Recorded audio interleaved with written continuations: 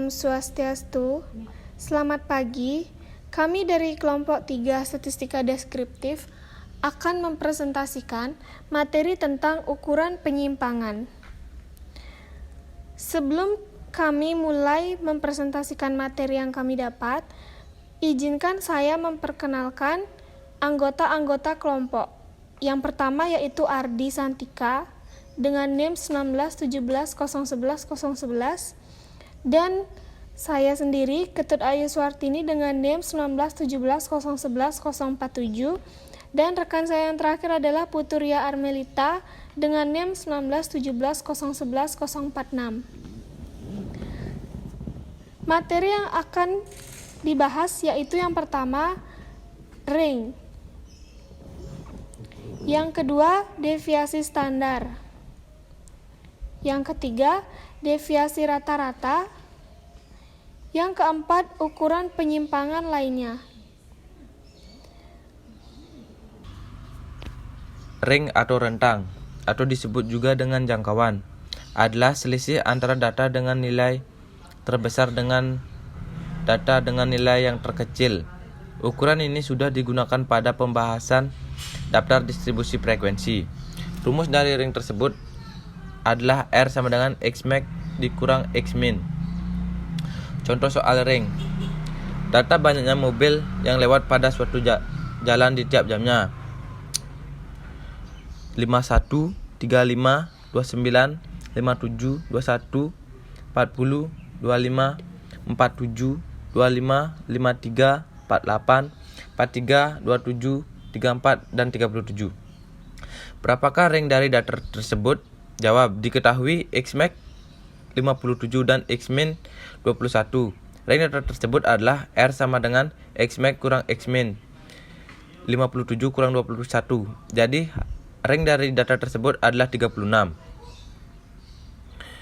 Aplikasi ring. Rentang ini adalah cara yang baik untuk mendapatkan pemahaman yang sangat dasar tentang bagaimana menyebar angka dalam data. Benar-benar mudah untuk menghitung karena hanya membutuhkan operasi aritmatika dasar, tetapi juga beberapa aplikasi lainnya di kisaran data diatur dalam statistik. Keterbatasan rentang. Rentang ini adalah pengukuran yang sangat kasar dari penyebaran data karena sangat sensitif terhadap outlier, dan sebagai hasilnya ada batasan-batasan tertentu untuk kegunaan berbagai sejati kumpulan data. Untuk statistik, karena nilai data tunggal dapat sangat mempengaruhi nilai jangkauan. Deviasi standar. Deviasi standar adalah nilai statistik yang dimanfaatkan untuk menentukan sebuah sebaran data dalam suatu sampel, serta seberapa dekat titik data individu ke mean atau rata-rata nilai sampelnya. Menghitung rumus deviasi standar. Yang pertama, nilai rata-rata dihitung dengan menambahkan semua titik data dan membaginya dengan jumlah titik data. Varian untuk setiap titik data dihitung dengan mengurangi mean dari nilai titik data. Yang kedua, masing-masing nilai dihasilkan kemudian dikuadratkan dan hasilnya dijumlahkan. Dan yang terakhir, hasilnya kemudian dibagi dengan jumlah titik data dikurangi 1. Akar kuadrat dari varian hasil dari nomor 2 kemudian digunakan untuk mencari deviasi standar. Ada beberapa metode yang bisa dimanfaatkan, seperti menghitung secara manual dengan kalkulator maupun dengan Excel. Untuk secara manual, cara menghitungnya ada 2 rumus, yaitu rumus varian dan rumus standar deviasi.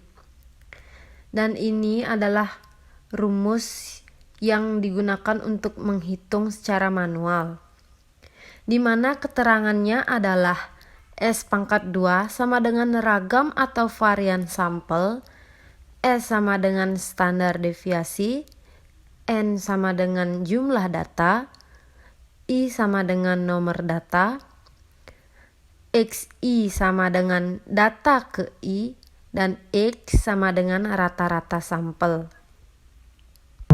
Selanjutnya, menghitung di Excel.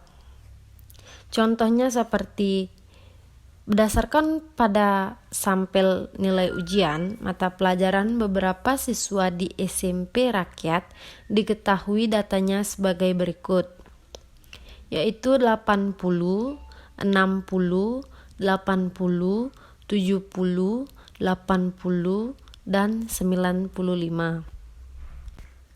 Perhatikan tabel di samping. Pada baris bawah merupakan nilai standar deviasi. Caranya yaitu dengan menekan tombol STDEV, nomor 1, nomor 2, dan seterusnya. Berdasarkan contoh di samping, secara otomatis akan keluar hasil standar deviasi dari sampel di samping, yakni 11,70. B5, B11 merupakan sel dari data sampel yang dimasukkan di Excel. Jadi, bukan merupakan rumus yang pasti. Selanjutnya ada deviasi rata-rata. Deviasi rata-rata adalah rata-rata penyimpangan data-data dari rata-rata mean-nya. Di dalam menghitung deviasi rata-rata, harus dicari rata-rata dari harga mutlak selisih antara tiap-tiap data dengan mean-nya. Harga mutlak adalah nilai dengan tidak memandang positif atau negatif. Semuanya dianggap positif. Dan di sini ada rumus dan keterangan dari deviasi untuk data tidak berkelompok dan rumus keterangan dari deviasi untuk data berkelompok,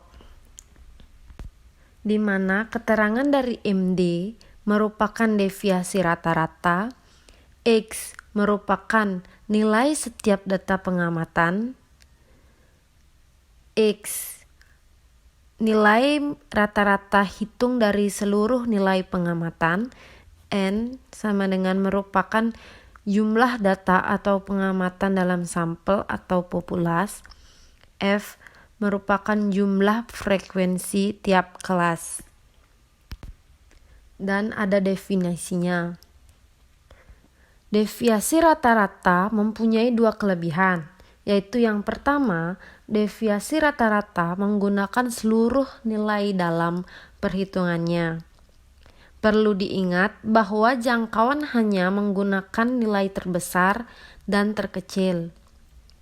Dan kelebihan yang kedua, yaitu deviasi rata-rata mudah dimengerti, yaitu jumlah rata-rata yang menentukan seberapa jauhnya perbedaan nilai-nilai yang teramati dari nilai rata-ratanya. Namun, kekurangan dari deviasi rata-rata adalah penggunaan nilai yang absolut. Secara umum, nilai absolut sulit untuk digunakan. Jadi, deviasi rata-rata tidak digunakan sesering ukuran dispersi lainnya, seperti standar deviasi.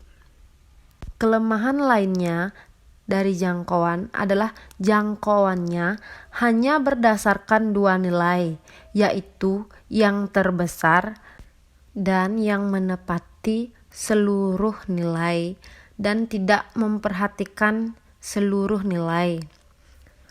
Deviasi rata-rata atau mean deviasi mengukur jumlah rata-rata berdasarkan bagaimana nilai-nilai pada populasi atau sampel bervariasi dari nilai rata-rata. Ukuran-ukuran penyimpangan lainnya. Yang pertama ada varians, koefisien, jangkauan kuartil, dan jangkauan semi interkuartil. Varians merupakan salah satu ukuran dispersi atau ukuran variasi. Varians dapat menggambarkan bagaimana berpencarnya suatu data kuantitatif. Varians diberi simbol O2 atau dibaca sigma kuadrat untuk populasi dan untuk S2 sampel. Yang kedua, koefisien. Koefisien merupakan suatu ukuran variansi yang dapat digunakan untuk membandingkan suatu distribusi data yang mempunyai satuan yang berbeda. Kalau kita membandingkan berbagai variansi atau dua variabel yang mempunyai satuan yang berbeda, maka tidak dapat dilakukan dengan menghitung ukuran penyebaran yang sifatnya absolut. Nah, yang ketiga, jangkauan kuartil. Jangkauan kuartil adalah selisih antara data dengan nilai terbesar dan data dengan nilai terkecil. Jangkauan antar kuartil adalah selisih antara kuartil atas atau dengan sigma kuadrat dengan kuartil bawah. Yang keempat, jangkauan semi interkuartil. Jangkauan semi interkuartil merupakan simpangan kuartil, yaitu setengah dari jangkauan antar kuartil. Baik, sekian dari presentasi kelompok 3 tentang ukuran penyimpangan. Terima kasih atas perhatiannya. Mohon maaf bila ada salah kata dalam penyampaian materi. Saya ucapkan terima kasih. Om Santi Santi Santi Om. Selamat pagi.